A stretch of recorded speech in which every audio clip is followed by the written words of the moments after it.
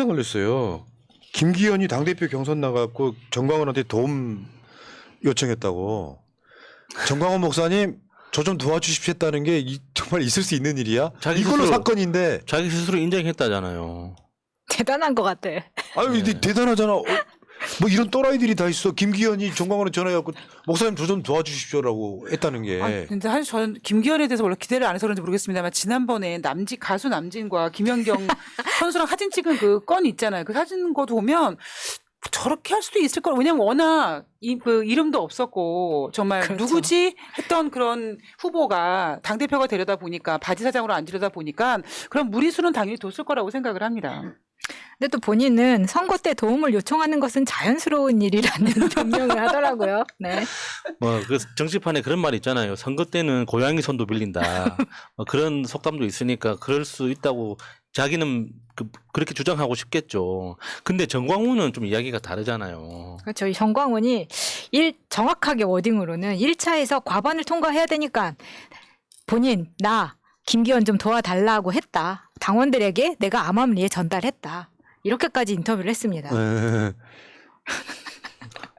근데 뭐 저 요구가 심해서 결국 안 도와줬다. 뭐 이런 식으로. 네. 근데 돈 받은 것 같아요. 근데 도움 요청은 사실이라고 김기현도 이야기를 했죠. 저 표정을 어떻게 저런 걸 캡처를 했죠?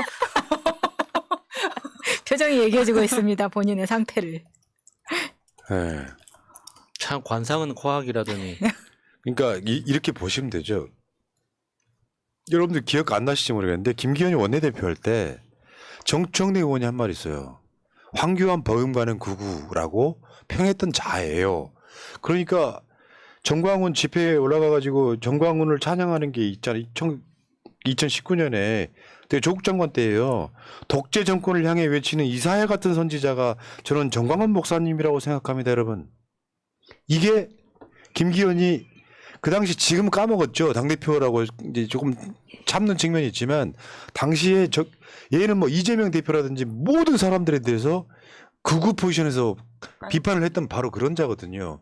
그 자 입장에서 보면 자기 입장에 가장 간이 맞는 사람 아닙니까? 정광훈이가. 그러면 사이비 종교 목사한테 자기 당대표 경선 도와달라고 해요. 그러면 갑자기 궁금해 한 발 더 나가 볼까요? 민주당에서 선거 캠프를 운영하는데 검찰의 주장이 사실이라고 할지라도 몇십 명이 걸쳐서 9,500만 원 걷어가지고 식사비로 나눠줬다고 쳐. 사실이라고 할지라도 내가 보기엔 사실이 아닐 가능성이 되게 높아지지만 정광훈은 김기현은 전화만 오고 갔겠어요? 왜냐하면 지금 그 당시에 김기현이 얼마 전 일이잖아요. 불과 최근 일이야. 결선 못 올라가면 지는 분위기가 있었다고. 안철수하고 천하람하고 황교안이 완전히 연대해갖고 김기현 네. 때려잡던 그렇죠. 시절이 있었잖아요. 그럴 때 얘네들은 어떤 돈도 오고 가지 않았을까요? 그럴 가능성이 굉장히 높죠. 마음의 성의 표시, 마음을 보여라. 어떻게 보일 수 있겠습니까? 결국에는 뭐 상자 크기로 표시할 수밖에 없지 그러니까. 않을까요? 성의를 보여라. 네. 국민의힘에 지금 국민 없고 정광훈만 있잖아. 아니 민주당의 정광훈 같은 캐릭터의 사람이 당대표 경선 예를 쉽게 들어줄게. 이재명 대표가 당대표가 되는데 어디 사이비 목사 같은 사람 하나 나와가지고 이재명 대표가 전화를 했다고 생각해 봐봐. 언론이 가만히 있겠어요? 사이비 목사의 전화건 이재명. 글쎄 왜 영향력으로 치면 정광훈이 드루킹의 한 50배? 100배 정도 되지 않을까요? 정광훈은 우리나라 국민이 다 알지만 드루킹은 나는 사건 터지고 알았어. 예. 아무것도 아닌 거지. 그래서 지금 민주당 입장에서는 정광훈의 힘으로 바꿔라. 사실 그렇잖아. 당대표에 지금 당선된 자가 전화해서 목사님 저 좀 도와주십시오 했다면 정광훈의 힘이 저게 뭐야?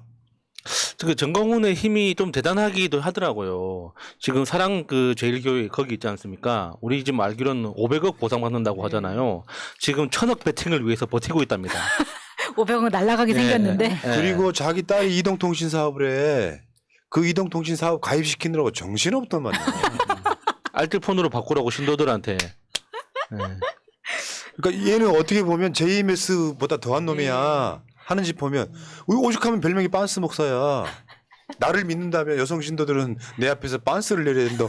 말했던 놈이고 자기 딸, 자기 신도들 그렇게 이용해 먹고 있는 거잖아 돈으로. 그래서 신도들이 빤스를 2개씩 입고 다닌다고. 아니 그런 놈한테 선거 때 도와달라고 지금 당 대표가 후보 시절에 이야기한 거잖아요. 음.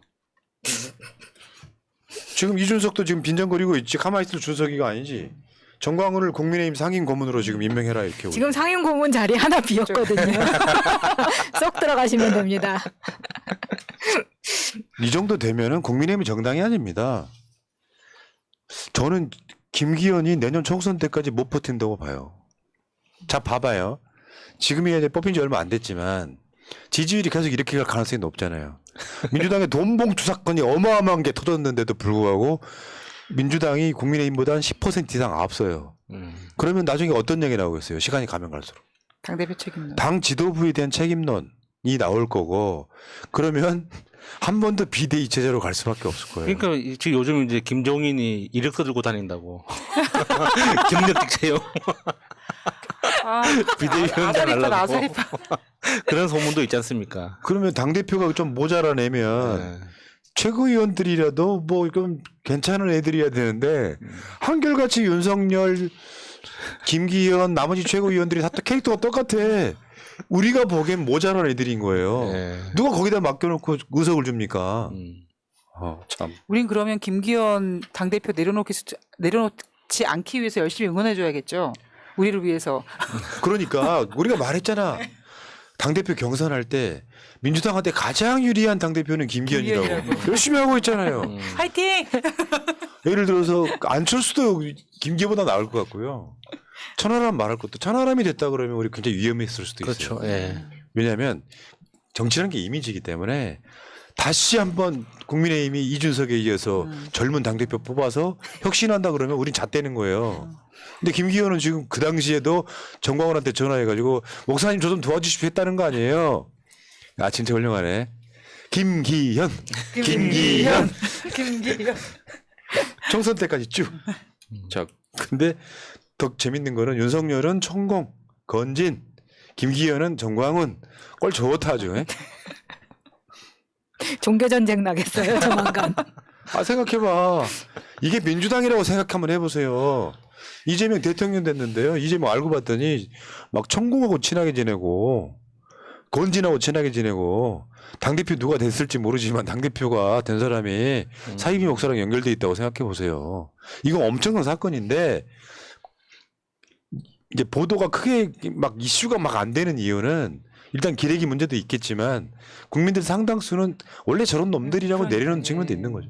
그러니까 이제 윤석열에 대한 이 평가가 이렇게 바닥인데도 불구하고 사람들이 행동하지 않는 게 처음부터 기대하지 않았기 때문이거든요. 그런 측면이 있죠. 그러니까 문재인 대통령에 대해서는 처음부터 기대치가 너무 높았기 때문에 뭔가 하나만 잘못돼도 뭐 저 죽을 죄를 지은 것처럼 막 크게 화를 냈는데 윤석열은 처음부터 기대를 하나도 안 했잖아요. 그러니까 사람들이 그러니까 어떤 그 사안의 심각성에 비해서 너무 그러니까 반응하는 게 없는 것 같아요. 자, 알겠습니다. 여기까지 한번 끊고 자, 돌고래님, 레고맘님 감사합니다.